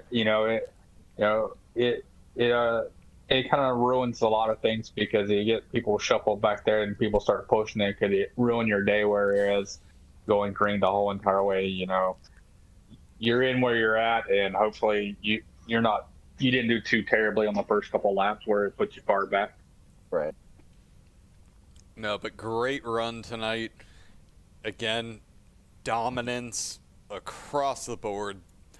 I was figuring at the restart on that last restart, it wasn't even going to be a question with how fast you pulled away. But great run, great first win, and hopefully it's not the only time we talk to you this year. I like the sound of that. I just want to thank all my teammates at VRA, Jeff Hill Trailers in Indiana. I thank Elwood Designs for the pole, Rhino USA for the Hard Charger Award, Primate Pest Elimination for the Driver of the Month. You guys for the broadcast. I've been watching some of your stuff recently, and you guys do a great job. So I'm definitely gonna get some of it tonight and get the rest tomorrow during my lunch break, and just thank my teammates. I learn a lot from those guys, and sometimes they don't have the finish to show it. But we're an open book at VRA, so I appreciate that. I know Alan had some tough luck at the end, but I think he was a contender there too. Just always thank everybody for showing up. All the admins behind the scenes make this league so great, and all the drivers that kind of make these wins mean something in this league. And I look forward to hopefully talking to you guys next week. Sounds good, man. Have a great night. I appreciate you. The same. Thanks. All right, we have in our waiting room our second place finisher, Michael Stroll. Good evening, sir. This is Josh and Adam in the booth. You got a copy? Hey, Josh and Adam, what's going on? So what's going on, man? I have to ask, were you hoping for that last caution, or was it just serendipity? I mean, the only way I felt like I could have beat Cameron, because he had so much pace, was to try to make it a one stop. But like the tire difference with the with the speed, it just didn't work out. So once I knew I couldn't win the race, I think I was like half a lap to the good, and I probably would have ended up fifth, sixth, somewhere around there, right where I was running before the first pit stop anyway. So I didn't really need that yellow to make it, but that yellow did help me get a better finish. So I'll take it. So the question is, did you pit relatively early on that first stop, or did you have more laps in the tank? No, when I pitted on that first stop, if I would have waited another lap, I would have ran out like halfway down the backstretch. So like after that first stop that I made, when I came back out, I was in fuel saving mode. I was clutching it and then going into the corner. I never matted it to the floor. I was like 3/4 all the way down the straightaway, just hoping to make it, but Cameron had so much pace, and the tire difference was too much for me to make up. I got you. Yeah, I did. And we were trying to figure out up here in the booth what the goal was, what you were going to be able to do. We know you made it 61 on the first one, and it would have been a heck of a run to try to make it the probably 67 laps that you would have to kind of run right there for the end without any caution laps. So you're going to have to be in a heck of a fuel savings mode to make it to the end. Yeah, I was about a half a lap, maybe a full lap to the good. And me and Gael were kind of in the same boat. We're kind of pushing each other, but like I said, once Cameron came, that whole win was things out the window, and I was just trying to salvage top 5, and it all worked out. So, on the Sebring next week. And that is going to be an interesting race because Sebring's difficult in a car with aero, and we're going to be taking the Xfinity cars there. Yeah, I'm not much of a road course guy, so as long as I can get like a top 10, top 15, I'll be okay with that. I'll be nowhere near the front, so just kind of hopefully segue over that one and try to survive without messing up. Well, I mean, we are talking, there are some... Basically, we've already talked to Cameron, and he doesn't even own the track, so that's... Yeah, I mean, Cameron's fast everywhere he goes, so we'll see what happens. Well, if you listen to his interview, he's not expecting that to happen. Oh, yeah, we'll see what happens. But I got you, man. Hey, man, you pulled out a hell of a race. We were up here in the booth doubting your choice of that one-stop race. We didn't know if you were going to be able to make it there to the end. And we were probably thinking you were banking on the caution or a last lap or a close to last lap stop and go for just a fuel only and take off. So good to see, it actually worked out for you there at the end. Yeah, thanks. I mean, I got to leave some laps, got the rebound after last week, which, I felt like I should have won last week as well. But, I'll win one of these races one of these days. Just another bridesmaid. And, keep on trucking in the season, and the goal is to make the playoffs or the finals rather, and win the team championship. Well, and that's one of those mentalities that not many people have. A lot of people are going to go out there, they just want to win every race. Some people just can't keep in mind that there's a full championship here, and second place, while some people will call it the first loser, even in my mind, second place puts you that much closer to the end goal. Yeah, that's exactly what it is. I know my teammate Boomer has some unfortunate incident, in the beginning, but we kept cheering him on, trying to get the best finish he could, and then his engine finally let go. So it didn't work out for us on the back end, but see where the points shake out with myself, the driver's championship, and then in the team championship as well. Daytona was one beast. Homestead was the complete opposite. I think Homestead wore out a lot of guys. So hopefully we get a good turnout next week. I know road courses scare a lot of guys away, but we want to keep this. We want to keep this going. No, we had 41 people according to timing and scoring, but it ultimately ended up being 39 actually running. For 39 people on an intermediate, only 2 cautions. I have to say, that is a feat in itself. Yeah, I'm very proud of the guys here. But great run from you tonight. We're hoping that we can chat with you more. I say that to everyone, but in all honesty, I mean, I want to talk to everybody. Yeah, well, go talk to Gael if you haven't yet. He's waiting for you. I was going to say, He's up next. I'm excited because he made up 17 places tonight. And honestly, 17 places and getting a third, that's an amazing run. Yep. Yeah, I agree. But thank you, sir. I know you and the rest of the admin team do a great job with this, putting on a great show for everybody on the internet. And you yourself tonight, you created a lot for us to talk about, and I'm glad that it worked out. Thank you. I'm glad you guys were entertained and not bored, because those long grid runs can get kind of boring. So try to make it interesting. There was fighting throughout the field and a lot of talk about the strategy, and I'm glad yours worked out.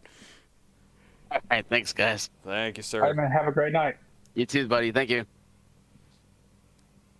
All right, let's bring out our third place finisher, and unfortunately not the Rhino Hard Charger tonight. That award is going to go to Matthew Rodriguez, who finished in 16th, but he made up 21 or 22 places tonight, and that's not an easy feat. But let's go ahead and bring up Gael. Hey Gael, this is Josh and Adam in the booth. You got a copy? Gotcha, guys. How's it going? I'm doing fantastic, man. How's your night going? It went well. I'll say strategy luckily played out as best I think it could have. But yeah, that was a race. I'm pretty spent after that one, I must admit. No, that you made up 17 places tonight and ended up on the podium. Like, what was going through your mind throughout the entirety of the race as you just kept making up places? So I think I want to say Michael and I were the few that were trying to pull that one-stop strategy early on, trying to save it. I mean, we had to try something. We were talking about it before he talked to you guys. We had to try something with Cameron. I mean, he was just ridiculously fast. So I was like, all right. I was looking at the field numbers. I was like, okay, it's right on the edge of that one-stopper. So I'm gonna try that. And so I had pretty good long run pace. I was pretty happy with the fall off that I was getting. But so after that second stop, I mean, Cameron got by me with plenty of time to go. So I was like, well, I guess maybe I'll try to hope for a top 5 at best. But then, yeah, just the way the caution fell, it put us in a spot to at least challenge again. And yeah, I think without that, I think maybe top 5 at best. So it was fun to really be able to hustle the car at the end too. So yeah, it was definitely a lot of great racing. I'll say a lot of green flag racing there. And then of course to have that sprint to the finish was a lot of fun too. Yeah, you, Alan, and Travis McQuistion and all them, you guys had a hell of a battle door to door there for the last like 5 or 6 laps. I mean, luckily enough, you were able to get underneath Alan there and squeeze your nose underneath there, which ultimately got you that 3rd place finish, man. How was that last little battle with these guys going in your mind? Yeah, it was intense for sure. I messed up a little bit at one point where I tried to really cut it in and get that big exit off of 2. I caught the apron a little bit, but luckily, I can't remember. I know I feel bad. I think it may have been 11. I think I kind of checked him up a little bit. Luckily, he was able to react quick and not get into the back of me, so definitely appreciate that. But yeah, I just had to regroup and then get back after it to try to get around, like I said, try to get around Alan. And then I was trying so hard to get back to Michael because we had such a good battle earlier in the race with us being on the same strategy. I could get to him, but I just could not get around him. So I was trying really hard to get to him. But yeah, it was a blast. It was just a lot of fun tonight with the guys. So did you expect us to only end up having 2 cautions and have, 110 green flag laps tonight? No, I mean, I'm not surprised. I'll say once these guys once everybody I think gets kind of in the zone and starts kind of just clicking off laps, it is really easy to do that kind of stuff, especially like I said with the guys here. But say when you had that first lap incident, you're like, this kind of bodes for you get nervous about it. But yeah, I mean, especially with as loose as it was in practice, I mean, I was really struggling and just luckily was able to kind of find something or maybe just kind of toned it down a little bit during the race to kind of keep my car in check. But yeah, I honestly was a little bit surprised, but I was obviously very, very happy to see that because I felt like I said, I think my long run pace was really able to be pretty solid there, able to keep that right rear happy. Because that was the thing was you basically had the option of you could burn your right front up just sending it in way too deep, or get too aggressive on the throttle and burn that right rear off. So I was trying to really balance those basically the entry and the exit to kind of keep those underneath me as best I could. And I think that was where I was really being able to kind of stay strong tonight. And that's part of the reason why, when we ran this in the Sportsman about a month and a half ago, I may have missed that, and why I was more than happy to hop in the booth tonight is I'm not good at that balance myself, and I have to commend you for how well, again, you guys were fast for 60 laps on a stint. Like, that is amazing. Yeah, it definitely, and you had to change for sure as the run was going on. I definitely felt like I found something in 1 and 2, just kind of being able to get that late apex out of 2 and get that straight run off. That really, I think, helped my right front and my right rear, honestly. But then yeah, towards like the last maybe 10 laps or so of the run, it basically would not cut anymore. So then you would lose a lot more time. And I think that was where I started getting really I would lose the gaps, especially to the guys, of course, that were on the 2-stop strategy originally. I could just tell that I wasn't able to get that momentum through the turns anymore. But yeah, no, it was definitely a challenge. And yeah, that's what Michael and I were talking about during or before the interviews here. Was we were just both like, yeah, man, we're both gonna need a shower after this one, because we were definitely wrestling those things. I got you, man. I mean, you put on a hell of a show for everybody tonight. I mean, you made that last 10 laps, interesting. And then also throughout the whole entire night, we were up in the booth talking about yours and Michael's strategy. If you guys were saving anything, or you guys going to have to do a last-second ditch into the pit roads to, do a stop and go for fuel only and then take back off. And where would that put you if you couldn't, make it? Would it drop you down to like mid-20s there? Running in the top 5 there at the end and have to, do that. But then luckily you guys got a caution. Everybody came in, reset the whole entire field, and took back off. Yeah, you're exactly right there, and that was exactly what it was. It's like we were kind of running our own race between Michael and I. Was as I was telling him, I was like, I was trying to pressure him to make him burn his fuel off, and then I was trying to save while trying to pressure him. But both of us were talking about, I was like, yeah, neither of us really touched our brakes at all in that second run, just trying to make sure we could stretch that extra lap we needed. So I think we were basically, once we pitted, I think we're about a lap short. So I think we both went in that strategy of kind of make the fuel numbers, which I say, when you've got the whole fuel run to do it, it's a lot easier when you got just about those 60, I want to say, laps we were able to run on fuel there. It's definitely, it's hard to commit to doing all those things at once, where you're trying to save fuel but still make good time, and then all that kind of stuff. So yeah, it was a lot of fun. It was a lot to try to balance, but definitely enjoyed that one for sure. So as we wrap up for the night, I very much have to ask, why is it that your team is set up to be in this? Ask me if I've hit the wall on my own. Well, it's probably because I put the wrong team in there. I put it in the wrong spot there.